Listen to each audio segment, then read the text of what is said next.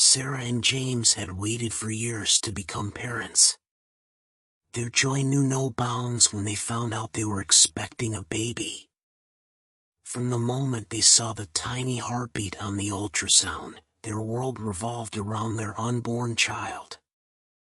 They decorated the nursery with soft pastel colors, bought tiny clothes, and spent countless hours imagining the life they would share as a family. When their baby boy, Noah, was born, it felt like a dream come true. He was perfect in every way, his tiny fingers, soft cheeks, and the way he curled up against Sarah's chest.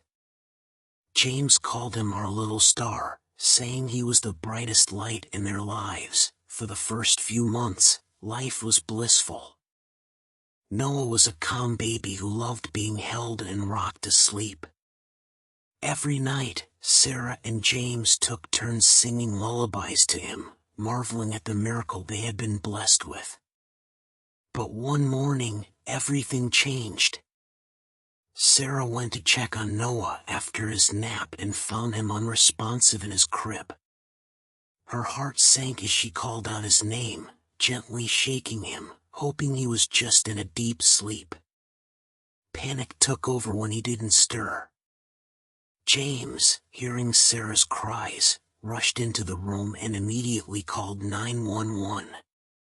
The paramedics arrived within minutes, but to Sarah and James, those moments felt like an eternity.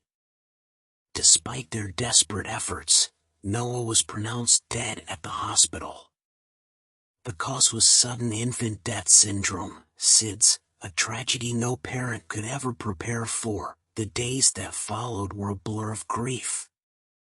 The house that once echoed with Noah's coos and laughter was now painfully silent. Sarah couldn't bring herself to enter the nursery, while James spent hours sitting in the rocking chair, holding Noah's favorite blanket. They struggled to find words to comfort each other.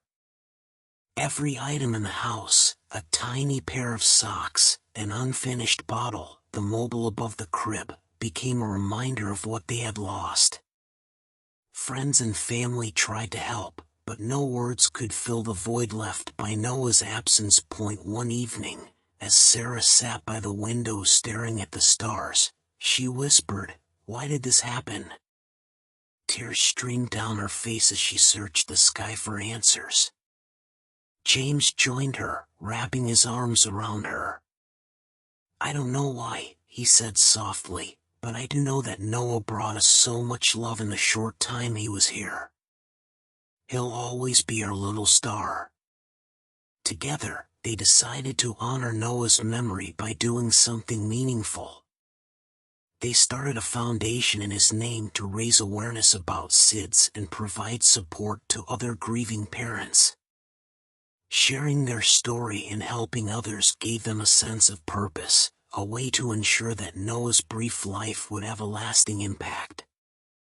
As time passed, Sarah and James found ways to keep Noah's memory alive. They planted a tree in their backyard, a symbol of growth and resilience. Every year on Noah's birthday, they released a lantern into the sky, watching it float up to the stars.